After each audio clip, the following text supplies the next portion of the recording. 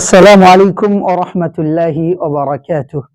الحمد لله وحده والصلاة والسلام على من لا نبي بعده. أما بعد، أعوذ بالله من الشيطان الرجيم.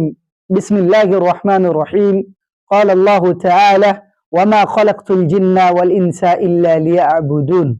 وقال الله تعالى: إنا أنزلناه في ليلة القدر وما أدراك ما ليلة القدر ليلة القدر خير من ألف شهر.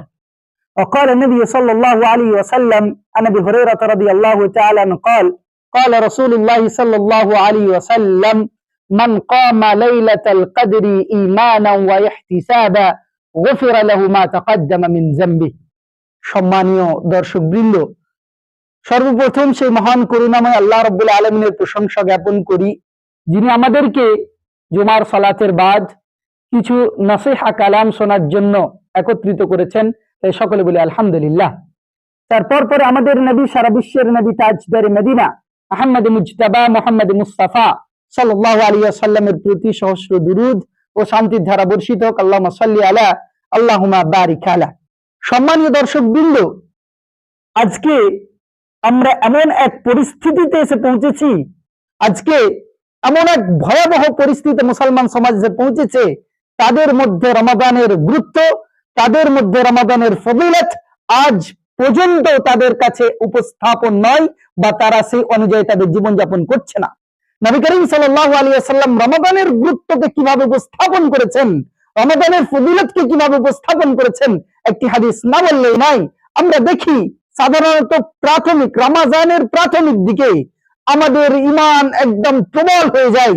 মসজিদে দেখি মুসল্লিগণের সমার অনেক বেশি, মনে হয় যেন মসজিদটাকে বাড়িয়ে দেওয়া প্রয়োজন। কিন্তু যেমনই 10টি রমাজান অতিবাহিত হয়ে যাচ্ছে, অর্ধেক মুসল্লি যেন কমে যাচ্ছে, তেমনই 20টি রমাজান যখন অতিবাহিত হচ্ছে, মুসল্লির সংখ্যা আরো যেন কমে যাচ্ছে। কারণ কি? নবী সাল্লাল্লাহু আলাইহি ওয়াসাল্লাম বলছেন, কি বলছেন তিনি? বলছেন, মান কামা রমাদানা ঈমানা ওয়া ইহতিসাবা গুফিরা লাহু মা তাকাদ্দামা মিন যামবি। আজকে আমরা মনে করি যে তারাবির নামাজ, সালাতুত তারাবি নফল একটি নামাজ, এর গুরুত্ব ততটা নয়। কিন্তু আমরা ভুলে যাচ্ছি কি আল্লাহ রাব্বুল আলামিন বলছেন কি, যে ব্যক্তি সালাতুত তারাবি আদায় করলো বা কিয়ামুল লাইল করলো, তার পূর্ববর্তী সমস্ত গুনাহ মাফ করে দেওয়া হয়। আমরা এক বছর যত গুনাহ করেছি, সেই গুনাহগুলোকে আল্লাহ রাব্বুল আলামিন কি করে দেবেন? মাফ করে দেবেন। কিন্তু এই কথাটা আমাদের মাথায় আজ পর্যন্ত আসছে না কেন? আমাদের তো উচিত ছিল এই রমাদান মাসে বেশি বেশি করে আমল করা, বেশি বেশি করে নেক আমল উপস্থাপন করা, আল্লাহ রাব্বুল আলামিনের নৈকট্য অর্জন করা। কেননা আল্লাহ রাব্বুল আলামিন কেবলমাত্র তার ইবাদতের জন্য, তার উপাসনা করার জন্য আমাদেরকে সৃষ্টি করেছেন, না বললেই নয়। আল্লাহ রাব্বুল আলামিন বলছেন, ওয়ামা খালাকতুল জিন্না ওয়াল ইনসা ইল্লা লিয়াবুদুন। আমি মানব জাতি এবং জিন জাতিকে শুধু আমার ইবাদতের জন্য সৃষ্টি করেছি। I created human beings only my warship. তখন তো আমরা কেন আল্লাহ রাব্বুল আলামিনের ইবাদতের দিকে নিজেকে সঁপে দিতে পারছি না? আল্লাহ রাব্বুল আলামিনের ইবাদতে নিজেকে মগ্ন করে দিতে পারছি না? নিজেকে আমরা মুসলমান বলে দাবি করছি, কিন্তু আমাদের পরিস্থিতি দিনের পর দিন নিমজ্জিত হয়ে যাচ্ছে কেন? অশ্লীলতার দিকে ধাবিত হচ্ছে কেন? আপনি আজকে গ্যারান্টি দিয়ে বলতে পারেন আমাদের মুসলিম সমাজের মধ্যে এমন কোন গুনাহ, এমন কোন অশ্লীলতা যা নেই, যা মুসলমান সমাজের মধ্যে আজকে প্রচলিত না? তো আপনি নিজেকে মুসলমান বলে দাবি করেন কি করে? আমি সেই দিকে আর যাচ্ছি না। যেহেতু আমাদের ভয়াবহ পরিস্থিতিতে আমরা পৌঁছে গেছি, তাহলে এই ভয়াবহ পরিস্থিতি থেকে বাঁচার উপায় কি? তার জন্য আমাদের কাছে একটি গোল্ডেন অপরচুনিটি এসে পৌঁছেছে, গোল্ডেন একটি রাত এসে আমাদের কাছে পৌঁছেছে। যে রাতে আমরা যত আল্লাহ রাব্বুল আলামিনকে নারাজ করিয়েছি, যত আমরা অশ্লীলতার দিকে ধাবিত হয়েছি, যত গুনাহ করেছি, সমস্ত গুনাহকে আমরা আল্লাহ রাব্বুল আলামিনের কাছে উপস্থাপন করে তার কাছ থেকে মাফি পেয়ে যেতে পারি। তার একমাত্র উপায় হচ্ছে লাইলাতুল কদর। লাইলাতুল কদরে নিজের গুনাহগুলিকে আল্লাহ রাব্বুল আলামিনের কাছে উপস্থাপন করে কেঁদে কেঁদে আমাদের গুনাহগুলিকে মাফ করিয়ে দেওয়া। কেননা লাইলাতুল কদর এমন একটি রাত, লাইলাতুল কদর এমন একটি রাত, যে রাতের ব্যাপারে সম্পূর্ণ একটি সূরা আল্লাহ রাব্বুল আলামিন নাযিল করেছেন। আল্লাহ রাব্বুল আলামিন বলছেন, ইন্না আনজালনাহু ফি লাইলাতুল কদর। নিশ্চয় আমি এই কোরআনকে কোথায় অবতীর্ণ করেছি? লাইলাতুল কদরে অবতীর্ণ করেছি। তাহলে কোরআনের মর্যাদা কি আমরা বুঝতে পারছি? লাইলাতুল কদরের ফজিলত হওয়ার অন্যতম কারণ কি? কোরআনের ভিত্তিতে কোরআন নাজিল হয়েছে বলে লাইলাতুল কদর এত সম্মানিত একটি রাত। তারপর পরে আল্লাহ রাব্বুল আলামিন কি বলছেন, ইন্না আনজালনাহু ফি লাইলাতুল কদর ওয়া মা আদরাকা মা লাইলাতুল কদর। কি জানো তোমরা লাইলাতুল কদরের ব্যাপারে? তোমরা কি লাইলাতুল কদরের বাস্তবতা সম্পর্কে কিছু জানো? লাইলাতুল কদর খায়রুম মিন আলফি শাহর।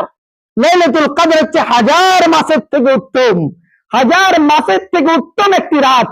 যদি আপনি এক মাসকে মাল্টিপ্লাই করেন 30 দিয়ে, তাহলে হয়ে যাবে একটি রাত 30,000 দিনের থেকে উত্তম একটি রাত। এই রাতে যদি আপনি কেঁদে কেঁদে আল্লাহকে রাজি করিয়ে নিতে পারেন, তাহলে 30,000 রাত আপনি কেঁদে কেঁদে আল্লাহ রাব্বুল আলামিনকে রাজি করার মতো নাকি পাবেন ইনশাআল্লাহ। তাই আমাদের কাছে এই যে গোল্ডেন অপরচুনিটি এসেছে, সেটি হচ্ছে লাইলাতুল কদর। কেননা লাইলাতুল কদর হচ্ছে এমন একটি রাত যে রাতে আল্লাহ রাব্বুল আলামিন কি করেন? আল্লাহ রাব্বুল আলামিন তার ফেরেশতা বর্গ কি করেন? আসমানি দুনিয়াতে পাঠান দেখানোর জন্য। কিসের জন্য? এই আয়াত সূরার মধ্যে আল্লাহ রাব্বুল আলামিন বলছেন কি, ইন্না আনজালনাহু ফি লাইলাতুল কদর ওয়া মা আদরাকা মা লাইলাতুল কদর লাইলাতুল কদরি খায়রুম মিন আলফি শাহর তানাজ্জালুল মালায়েকা ওয়ার রূহ। কি ফেরেশতা এবং জিবরাইল আলাইহিস সালাম কি করেন? এই পৃথিবীর দুনিয়াতে আসেন এবং এই রাত স্থায়িত্ব থাকে কখন পর্যন্ত? সকাল পর্যন্ত। সকাল পর্যন্ত অর্থাৎ সুবহ সাদিক পর্যন্ত রাত কি থাকে? স্থায়িত্ব থাকে। তার কারণে এই রাতে আমাদেরকে বেশি বেশি করে নেক আমল উপস্থাপন করে আল্লাহ রাব্বুল আলামিনের কাছে কেঁদে কেঁদে আমাদেরকে গুনাহগুলোকে মার্জনা করিয়ে নিতে হবে।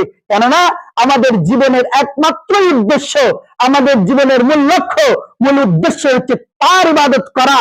তাহলে আমরা আল্লাহ রাব্বুল আলামিনের দিক থেকে এতদিন যে মুখ ফিরিয়ে থেকেছি, নামাজ থেকে দূরত্ব অবলম্বন করেছি, আল্লাহর নসিহত থেকে দূরত্ব অবলম্বন করেছি, আল্লাহকে নারাজ করিয়েছি, ইসলামে মুসলমানদের সামাজিকতা অবলম্বন করা থেকে বিরত রেখেছি, তার জন্যই আজকে আমরা যে আমাদের এই লাইলাতুল কদর শুরু হয়ে যাচ্ছে, এই লাইলাতুল কদরে জেগে জেগে আমাদেরকে আল্লাহ রাব্বুল আলামিনের কাছে মাফি চাইতে হবে। একটি হাদিস বলে আমি আমার সংক্ষিপ্ত বক্তব্য শেষ করব ইনশাআল্লাহ তাআলা। عن ابي سعيد الخدري رضي الله تعالى عنه قال قال رسول الله صلى الله عليه وسلم فالتمسوها في عشر الاواخر। আপনার লাইলাতুল কদরকে কোথায় পাবেন? মুসলিম শরীফের হাদিস। আবু সাঈদ খুদরি রাদিয়াল্লাহু তাআলা বলছেন, আপনারা যদি লাইলাতুল কদরকে পেতে চান তাহলে রমাদানুল মুবারকের শেষ দশকের রাত্রি উদযাপন করুন ইনশাআল্লাহ। এই রাত্রির মধ্যে একটি রাত হবে লাইলাতুল কদর। আপনাদের সব থেকে বেশি উত্তম যে আপনারা এই দশকের শেষ 10টি রাত আপনারা উদযাপন করুন। উদযাপন করা মানে এই নয় আপনারা আল্লাহর ইবাদতে মশগুল হয়ে থাকুন, আপনাদেরকে মন্ডল করে করে, আপনাদেরকে একটি গিরহ করে করে, একটি জামাতবদ্ধভাবে উদযাপন করতে, এমনটা না।